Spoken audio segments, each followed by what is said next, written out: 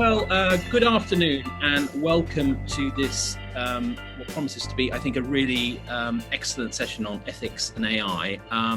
We've got a lot to do in 45 minutes, solve the ethical implications of artificial intelligence. What could be easier? Most sessions or seminars I've been to at other places about AI and ethics tend to descend into abstraction and fatalism. And I really want to steer clear of both today and land on some practicalities. And we've got an amazing panel to help us do that. So I'm Matt Dankona, I'm an editor and partner at Tortoise. And without more ado, I'd really like to just dive straight in because there is so much to talk about, and we'll probably only be able to touch the surface, but there's a lot with a group of people of this caliber that I think we can achieve. So what I want to do is a slightly unusual approach, which is to divide up ethical issues in AI into three issues and then practical solutions, and ask whether the possible solutions that we've come up with might work and what our panel thinks.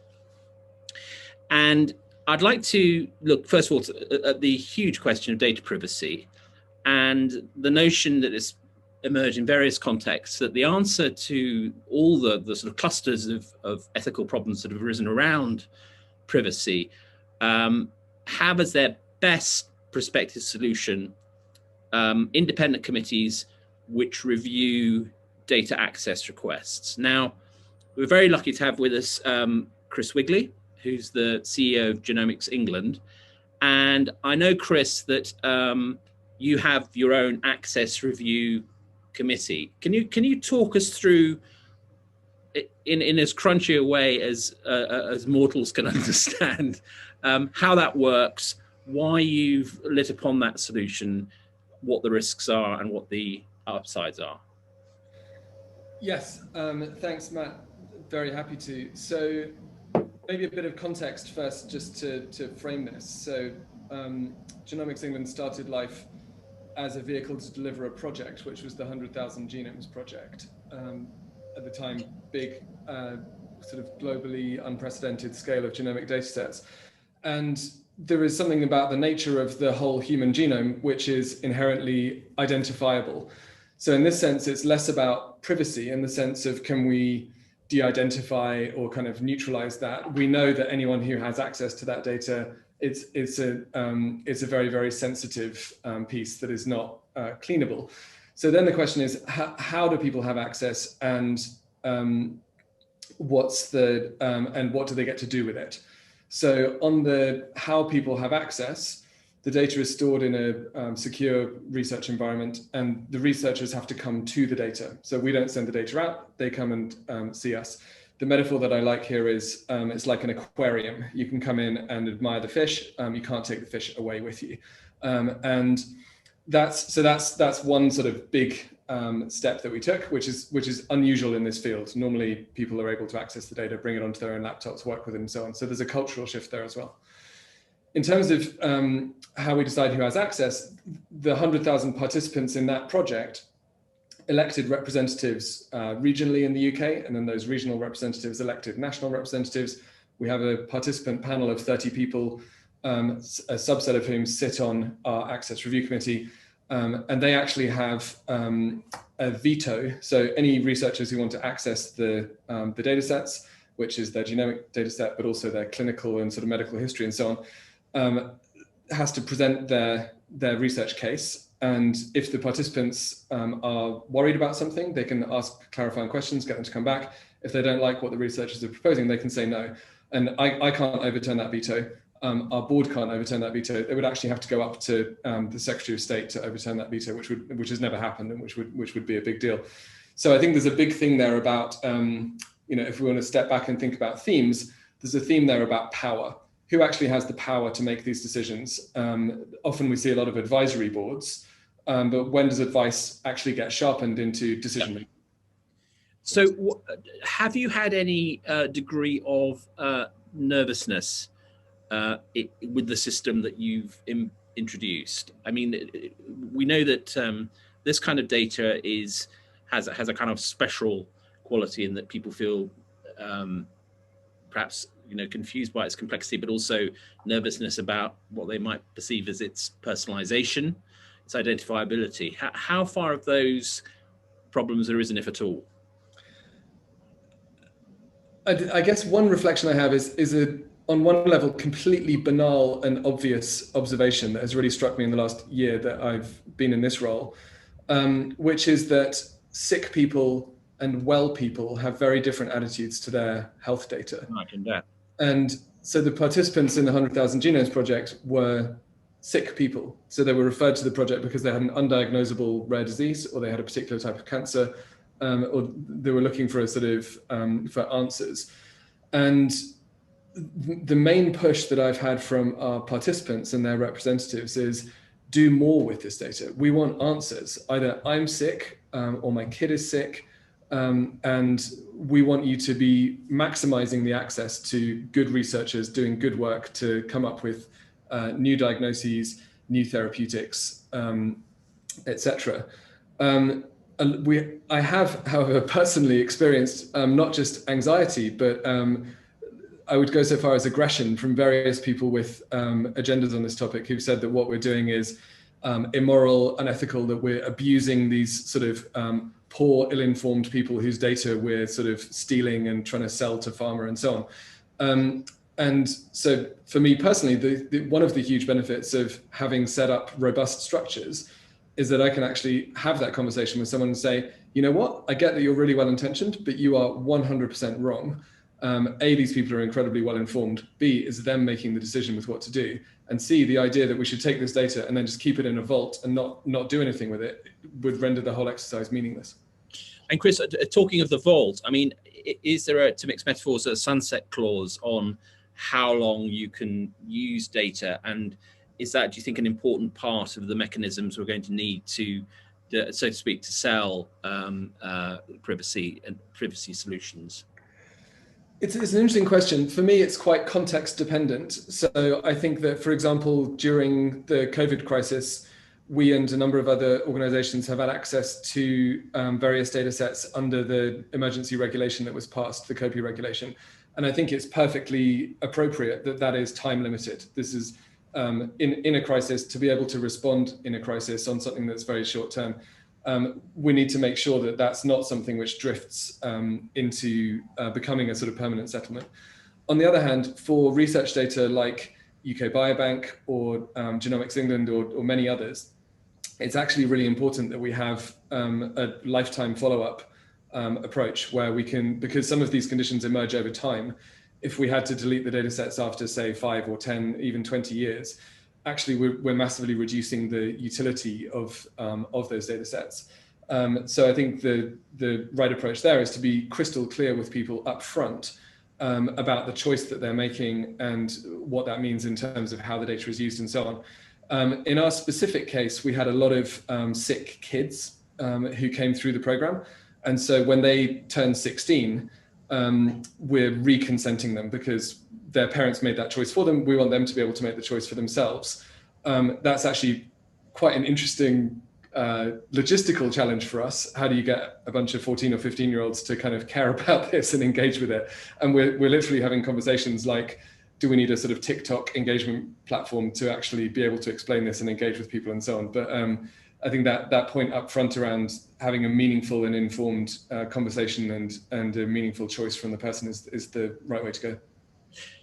Thanks, Chris. I'd like to turn to Carisa Velez, who is Professor in Philosophy at the Institute for Ethics and AI, Oxford, and also author of this book, Privacy is Power, which has been making quite a stir this year, and I recommend to you. Carisa, thank you for joining us. And can you, first of all, trying to stick to the kind of practicalities, do you think that the notion of independent committees reviewing data access requests is a sufficient main prong, or do you think we need a broader suite of techniques and strategies to defend privacy in the AI environment? Thank you. I think it's a really important aspect of keeping privacy safe, but it's not sufficient.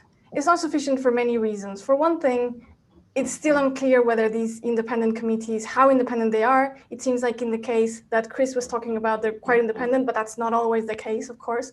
Most of the times they're not independent enough. There's also not enough knowledge yet developed about what are the criteria that these committees should use.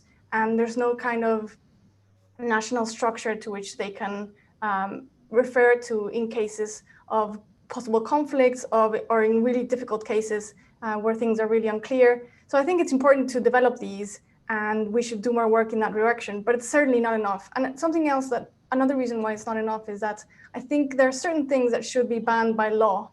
They are so dangerous for society and for individuals, but also for society, that we just shouldn't allow them. And at the moment, I think we still haven't developed those minimal requirements of cybersecurity and good data practices, and that have to be the bedrock of good regulation.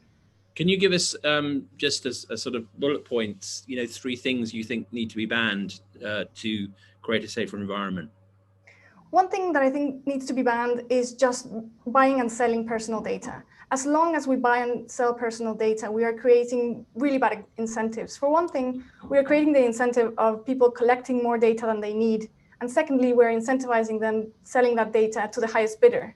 And the highest bidder is often not the person or institution with the best interest for society or data subjects. And even in the most capitalist societies, we agree that there are certain things that should be off the market. So typically votes, people themselves, but also the results of sports matches. And I argue that personal data is sensitive enough to be part of that realm. So it doesn't mean that we shouldn't use it, for instance, for medical research, but we just shouldn't sell it. Particularly, don't sell it to just anyone. A second thing that should be banned is personalized content and ads. The kind of advantage that we get is minimal, and we can get it in other ways. And the kind of disadvantage that we get is just massive.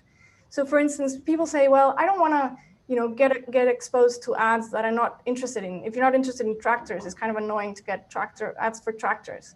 But we don't need this kind of surveillance society to be able to get you the ads that you want to see. So suppose you're looking for, I don't know, Oxford shoes, and you go online and search for Oxford shoes. That's all we need to know to give you ads for Oxford shoes. We don't need to know whether you're gay or straight, man or a woman, rich or poor, where do you live, what kind of sexual tendencies you have or political tendencies. We only need to know that you're looking for that kind of shoes.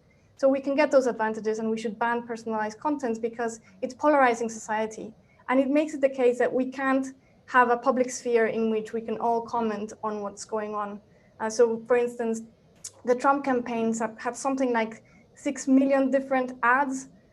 And that means that journalists and academics and the public in general can't discuss what's going on in the public sphere because we're all seeing very independent and very different realities. The third thing that should be implemented is fiduciary duties. So fiduciary duties are duties that are appropriate when there is a professional relationship in which there's a big asymmetry of power. So examples are doctors and patients, lawyers and clients, financial advisors and clients. And in these cases, the vulnerable person is giving something that is very valuable to the professional, either your health and your body, or your legal case, or your financial affairs. And the professional has a lot of power and can have conflict of interest. So you might imagine that if you're in a private health clinic, that the doctor might have an incentive to perform surgery on you to earn a little bit more money. Even in a public institution, the doctor might want to perform surgery to practice their skills or to have an extra data point for their research. And they can't do that unless it's first and foremost to benefit you. In the same way, I argue that whoever wants to collect or manage personal data, they need to accept a duty of care and responsibility towards data subjects. And if you don't want to accept that responsibility, then look for another job. Just like, for a doctor, it's not enough to want to open up people and see inside their bodies. You have to also be responsible for that and want to cure them. Otherwise, you should look for a different job. So I think that our data should always be used to benefit us and never against us. Thank you, Carisa.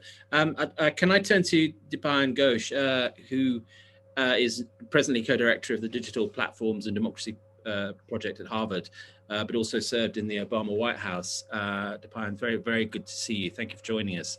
I suppose, given the range of your experience, I'm tempted to ask, from a political and academic scholarly point of view, where you sit on the spectrum that we're already hearing about how to deal with privacy. I mean, there's a minimal case, I guess, which could be characterized as, all relevant institutions having robust independent committees. And then there's the more maximal solutions that Carisa described very eloquently. And I wonder where you sit on that kind of spectrum. Well, I agree with the general idea that there are certain things that are happening in the industry right now in broader society that I think should be banned.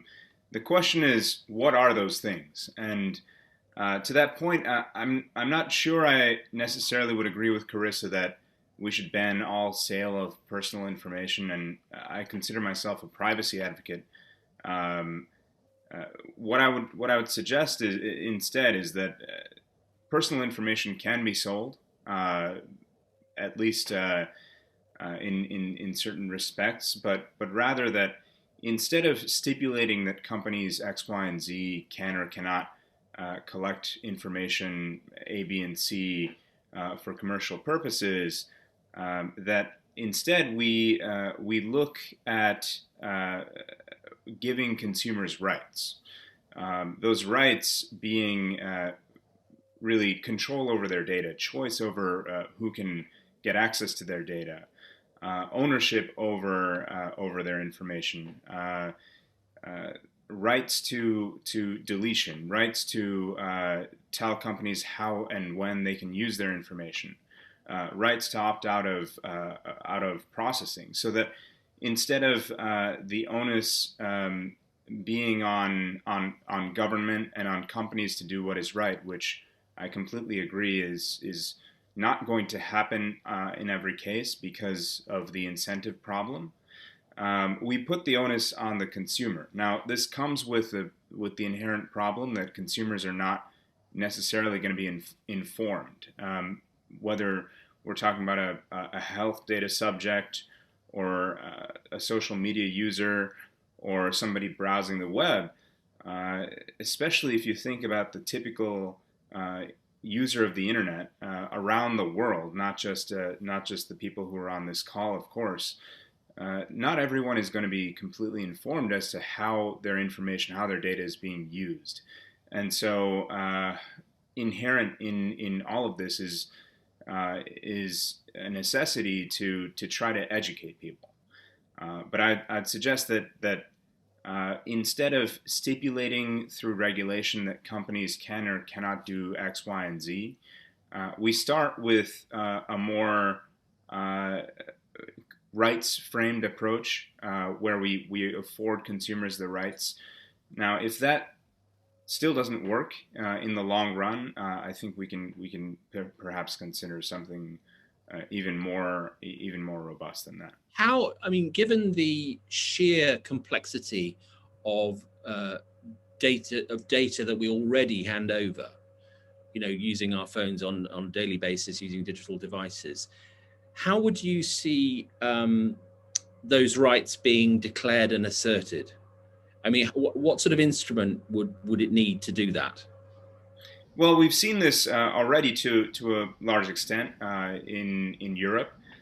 We've seen the GDPR afford, well, first of all, privacy be established as a right in Europe, but also being instantiated through various means in the GDPR. And that includes, rights to access, rights to deletion, and so on and so forth. I think the big criticism, of course, with GDPR is that it's not enforced in the right way. But I think from a theoretical perspective, the Commission and the broader stakeholder community that's contributed to the creation of the GDPR has, from an intellectual perspective, theoretically gotten it right. Because I think what Europe has established with GDPR is a recognition that, yes, we do need a rights-based framework. Now, that has not, again, been enforced in the way that I think many privacy advocates would hope. But this is exactly what privacy advocates have been pushing for so long, a rights-based approach. And so I would say that is theoretically it's a good intellectual framework. I would hope that jurisdictions like the United States and India and other parts of the world adopt a similar approach. I think we're seeing that to a large extent. But also that they get the enforcement right, that the enforcement capacity, where whether it's the U.S. Federal Trade Commission or another consumer protection-oriented regulatory agency, that regulatory community does enforce consumer rights to the word of the new regulations. Thank you so much, Dipankar. Can I come to Lofred Madzu, who's the project lead for AI at the World Economic Forum? Great to see you, Lofred. Are you there? Yes, thanks for having me. I wanted to change the subject, if I may, although you may have things to say about the last topic, and look at the question of algorithmic bias, which is not unrelated to of course, the data privacy. But algorithmic bias seems, with regard to ethnicity and gender and other protected categories, to already generated all sorts of pathologies. One thinks of Robert Elliott Smith's book, Rage Inside the Machine, and many other writings about this. And again, to propose a practical solution, one way of doing that would be to have external third-party audits of algorithms, so that companies felt their commercial confidentiality was being respected, but also that there was a representative of users in the public auditing algorithms for social harms and other undesirable outcomes. I'm just wondering what with your great experience in this field, what you think are the practical ways of approaching algorithmic bias, which obviously is going to be absolutely the heart of how we deal with AI socially? That's a very important topic, and thank you for touching upon it.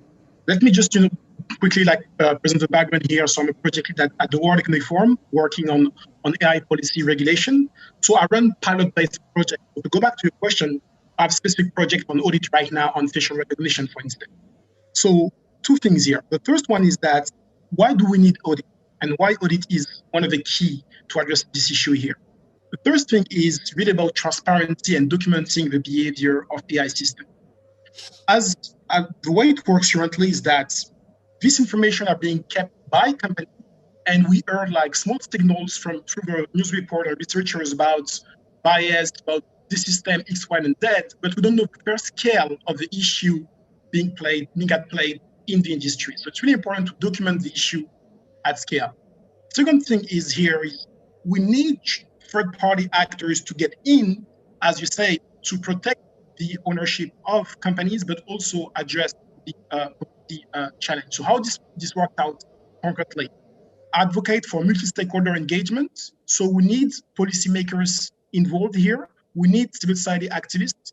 We need academics, and we need businesses. So what we need to create is not only the audit mechanisms, but more fundamentally, the collaborative means that enable such collaboration. And I'm just going to give you just one reason why it's that important. If you think about bias and risk, we have different risk perception. And even if these companies are well-intentioned, mapping out what are the risks associated and the bias associated with the systems is tricky depending on the composition of the people doing that work, right? So it's really important that we have a set of diverse actors, and also we have different incentives in mapping out what are these risks, including bias, just one of them. And then in the execution or implementation of the audit process, we need external actors who have different incentives than the people working at the company. So, Lofred, it's interesting because what you're talking about is a cohort of people whose existence I don't know whether that cohort exists yet or not, does it? Of people who can come together, who can combine knowledge of the social harms that are being done, but also the technological capacity to spot them in algorithmic detail. That's a very good question. Actually, the short answer is it's being built right now.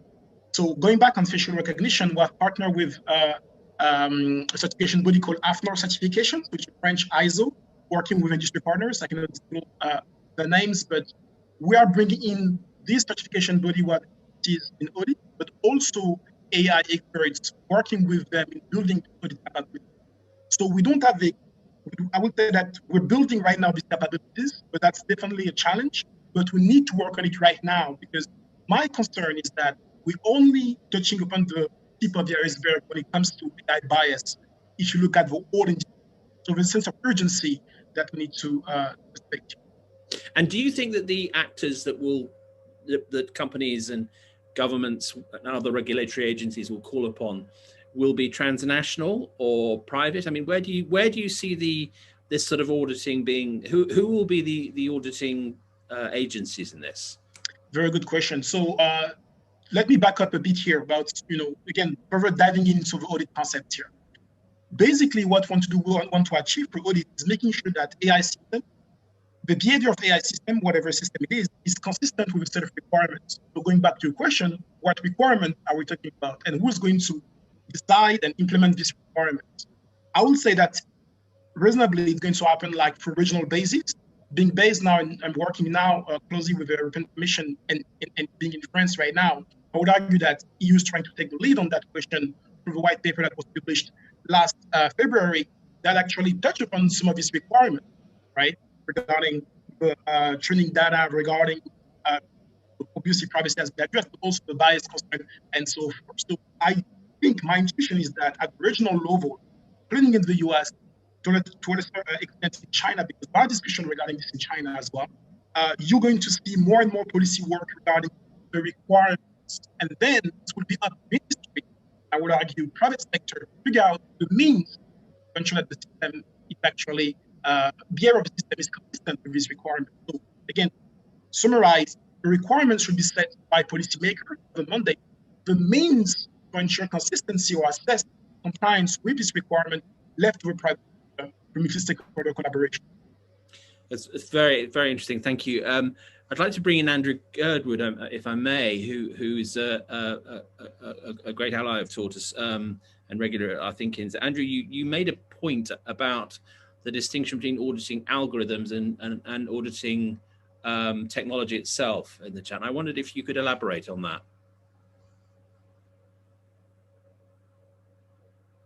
Looking for Andrew. Okay, are you there, Andrew? There he is. Yes, sorry, I was in two places at once. It's easily done. How are you? So, we're getting a feedback from you, Andrew. Yes. Hopefully it's fixed now. That's fine, yeah. Can you just repeat the question, sorry? Well, what I was interested in the point that you made in the chat about the distinction between auditing algorithms and auditing AI technology, which I thought was above my pay grade, but worth explaining. And I will try, but I might do it badly. So I think have a go. There is a tendency to conflate true AI and machine learning, and I think there's a tendency to say AI on the true end of the scale is just an algorithm. It sometimes is, but it's sometimes fundamentally more complicated than that. So a neural network, very amateurishly explained, is a massive map with connections being made between weighted nodes and weights assigned to those nodes. And you can look at that and you can see I can count 25 million connections between 3 billion nodes, and I can see that these nodes are rated between 1 and 100 in importance, and I can see that when the neural net comes to decision, these nodes light up, the data flows this way. But so what? That doesn't achieve anything. It doesn't give you any understanding as a human being what that means. And this is an argument that Google puts forward in Australia, where they're under a very likelihood of being sort of legally obliged to reveal their algorithms. And their legal response is very much, well, we can show you the neural network decision-making weights, but that will be meaningless to a human brain. Right. So what's the practical application thereof, you're saying, is that it's almost impossible to regulate this form of technology in a meaningful fashion, correct? Yes, it's like trying to regulate the human brain. You know, you can't look at a person and go, well, I don't agree with the 3 decisions you made in the last 10 minutes, so I'm going to regulate your brain. It's beyond our ken at the minute. Right, that's a rather alarming reflection. Can I go back to Dipankar and Ghosh? I want to stick with the question of algorithmic bias, if I may, and just get your thoughts on that, Dipankar. I mean, it seems to me such a central question. You know, what are the fundamental, again, to stick with practicalities, what are the fundamental mechanisms that we can introduce to do something about the obvious social harms that are coming out of it? Well, I think Andrew makes a great point, and this is traditionally the argument that not only Google but pretty much every company will make, that if you want to analyze our algorithms, what are you, a regulatory agency going to be able to determine from it? It's essentially just lines of code. It's a black box. You don't have any of the context. Not even our engineers at Google or Facebook or some other company are able to fully infer these lines of code. And I think that they say that, to Andrew's point, certainly about AI and the modern versions of AI, but they say that, I think, more broadly about algorithms too, including more off-the-shelf machine learning processes. That's to say, whenever we come across algorithms that learn themselves, there is going to be some, of course, capacity at which those algorithms are not going to be explainable to the public, even potentially to the coders looking at them. What I'd suggest is that what others have suggested, which is that there are other mechanisms for transparency without necessarily having to open up code, without necessarily having to train people to look at code and understand what they're looking at. But rather to, for instance, one being to look at inputs and outputs from a black box, essentially. Now that's not an easy thing to do, and might require a lot of iteration, but can provide some kinds of understanding as to what the algorithm is essentially doing. Matt, to your earlier question about bias, I think the other thing to acknowledge here is that machine learning algorithms, AI, more broadly, are inherently discriminatory. They're inherently designed to discriminate, and designed to determine who belongs in bucket A and who belongs in bucket B. If they're effective, if they're efficient, that's precisely what they're meant to do. That's a reality that I think we have to contend with as we think about ethics. That, okay, we have to acknowledge that that's what this technology is designed to do. Given that, are the ethical standards that we want to protect in this context? And this is where various scholars have thought about ways to evolve, for instance, the civil rights frameworks and offer individual rights in perhaps extended ways, given these new digital contexts where decisions are being made on a millisecond basis. Thank you very much, and I wanted to bring back Chris Wigley on this, who I know is interested in this area. Chris. Thanks, Matt. So I guess I'm coming at this from much more of a practitioner's point of view. So I spent the last 5 years of my life before Genomics England trying to build machine learning and AI models, often in regulated environments, in a way that was ethical and trustworthy and open to scrutiny. And so I definitely disagree that it's not possible. If it's helpful, I might just take two minutes to kind of outline how we thought about it. And this is clearly a journey which is going to continue, but where at least we got to.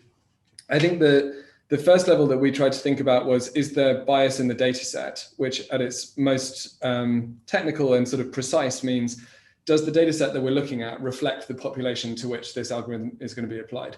So if we train a facial recognition algorithm on a bunch of white male faces, guess what? It's going to be really good at recognizing white male faces and really bad at recognizing other types of faces. Then I think there's, and that's unethical, but it's also wrong. It means the model is wrong, right? And if you're training an algorithm that's determining who gets a loan or who doesn't, and the data set is biased, and you're applying it to a different population, you're going to lose loads of money. So this is both a question about performance and it's a question about ethics.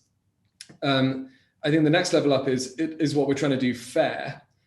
So even if the data set is right and the model is performing correctly, have we actually stepped back and thought about, are we doing the right thing? And there was a famous example of an algorithm being used to prioritize CVs that were applying for engineering jobs at a big tech company.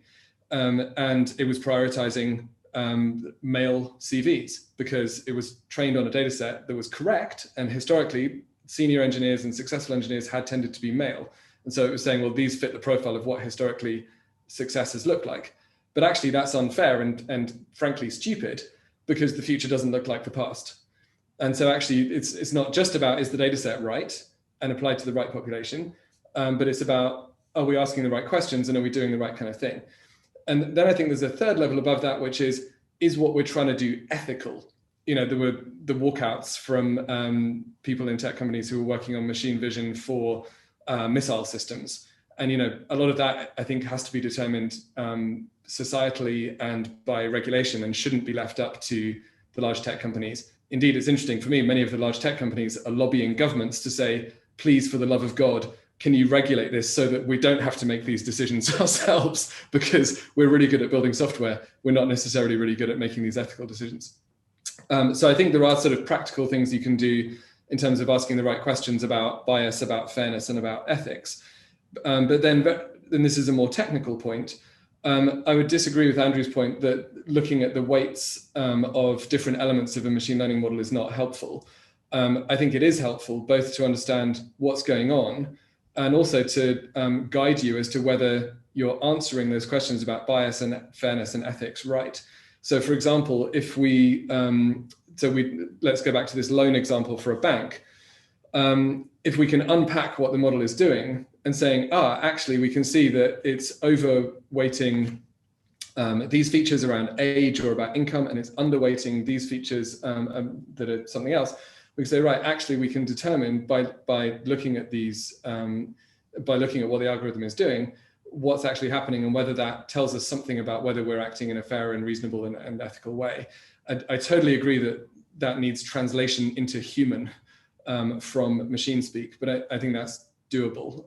Or equally, if you're an insurance company trying to predict if someone's going to have an accident or not, understanding that the model is pulling out, the combination of weather, familiarity with a particular road, time of day or night, etc. We can actually get a much better understanding of what kind of circumstances people crash in, that we can then both guide them better and insure them better. So I do think that that's possible.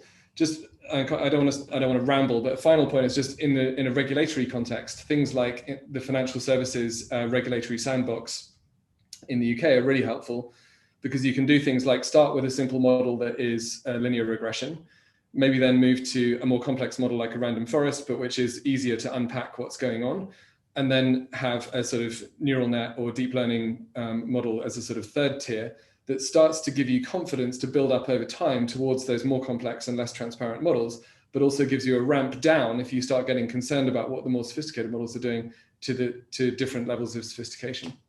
Thank you very much, Chris. I'd like to go, the chat is really lighting up on this, as you might expect. Wanted to turn to Tim Elchake, who made, I think, a very interesting point about the limits of looking at algorithms alone. Tim, do you want to weigh in on that? Yeah, sure. Well, I actually run a startup called Nebulae, which is specialized in providing sort of a new level of AI called augmented intelligence, but we can talk about that later. But from my personal experience, I mean, algorithms is not something that you just develop out of the blue. You tend to first start with the data sets that you have. You analyze the data sets, and then you start figuring out the algorithms that effectively interpret the data sets. So the point I made in the chat is that algorithms alone can't be can't contain certain biases or be somewhat, for example, I use the UK police example that the algorithms they used for image recognitions were racist. But that's not because the algorithms were racist, it's because the data that the police has predominantly has people of color in their data as criminals. So the algorithm simply reflected that. So I think, the discussion really shouldn't be just about whether algorithms are ethical, but we need to look at the actual the system behind the algorithms as well, which is the data. Where does the data come from? What does the data is actually telling us? So that's why, in our company, we always start with the data first. We use our data analysts to go through the data, scrutinize it, and then we'll start looking at the algorithms to interpret it and see not just how can we improve the algorithms themselves, but potentially improve the data itself. So from the customer's perspective, how do we help them improve their data strategy so that they can improve the algorithms, therefore improve the AI output? So it's a bit more complicated than it's just the algorithms. I mean, in my opinion, it always has to start from the data. Thank you very much. That's an extremely good point. Can I come back to Carisa, please? Just to, whether you had any thoughts on that particular point, but also we're running out of time, sadly, already. But the one other point I did want to look at was the whole question of C-suite cultural reform, whether how much we can rely upon and what pressures we should apply to companies to deal with this. So your thoughts on that? So yeah, a couple of points. One is that we can't rely entirely on companies, partly because their interest is with stockholders and not with the benefit of society, and particularly when it comes to decisions that are very important for people's lives or that touch upon very important aspects of society, such as elections. We have to have a more robust way of dealing with these things. One of the things that kind of scared me with the US elections is that we were seeing all these companies come up with ways to try to make elections safer and fairer. And they were just, it seemed kind of arbitrary or not entirely thought through, kind of improvised. And democracies that seemed very robust and very strong and very experienced suddenly seemed like they had to reinvent the wheel again and figure out how to make elections safe. And that it wasn't coming from public institutions, that it was coming from private institutions was interesting in a way that's also somewhat unsettling. And one general point that I think speaks to what many people have commented on is one pattern that we're seeing with AI over and over and over again is an algorithm, whether it's AI, whether it's machine learning, or whether it's just an algorithm that doesn't count as either is a different thing, but a kind of an algorithm that we are being told that does something. And in the lab, it seems that it's quite good at doing what it says it does. And then we test it out in the world, and it turns out it's a complete disaster. And many times we realize this years later, one's lives have been literally wrecked. So in one case, for instance, the Michigan Unemployment Agency deployed an algorithm to try to identify who was committing fraud. And it turns out that it got things wrong 93% of times. And that it accused 20,000 people who were already in a really bad situation of fraud. And these people lost their houses, sometimes they lost their families. And we realized 2 years later, and how do you compensate those people for that damage? It's just impossible. You've broken their lives. So something that we should do, and I argued for this in my book, is we should learn from medical ethics, partly because we have more experience in medical ethics. And we should learn from successes and from failures, because it's true that we haven't been very successful in regulating big pharma well in many cases. But some things that we have gotten more or less right is the use of randomized control trials. So before we accept a drug going out into the world and giving it to thousands or millions of people, they have to go through these very strict trials to see the effect that it has. And that speaks to not seeing an algorithm just as the code, but rather like how it actually interacts in real life. And not just in the lab, so something more robust than that. And at the moment, algorithms can have just as big an effect or more than drugs, and we just allow them to go into the world with any kind of robust testing. And then we realize, oh, they wreck people's lives, and then we don't have any consequences. So I think we should, for some kinds of algorithms that are going to be implemented in very vulnerable populations or in a lot of the people, or that have to do with very, they should undergo randomized control trials before we allow them to function in society. We shouldn't treat the population as guinea pigs. Thank you very much. I'd like, just if I may, we're going to have to stop shortly, alas. If Alison Lowndes is there, who I think had a very interesting point to make about the kind of infancy of this debate. Alison, are you around? Yes, I'm here. I only have audio, I'm afraid. Okay, far away. We only have a short amount of time left, but I thought it was too good a point to leave in the chat without you having made it generally. Sorry, the point was? The BLM point you drew. Yeah, so the fact that I said in the chat that we're in such a nascent stage here, and you said at the beginning of this conversation not to be fatalistic about this. You have to realise that we are all learning how to do this, and one point that is really important to make is that the algorithms are being created by majority by the companies that are trying to sell. For example, Google. Google's huge, so it gets the brunt of the hate, let's say, the discourse. So when they're ready to actually apply, so puts the algorithm into an application, whether it's a mobile phone or something, etc. If it fails instantly. I understand that there are situations, which Carisa just mentioned, about the law courts in America, but that was actually discussed and remedied years ago, over 2 years ago, that situation. I personally remember people talking about it at the AI conferences. We learn very, very quickly. And to be honest, I can say, having spent 7-8 years now embedded in the AI field, that the AI researchers, the AI community is learning even quicker than society is.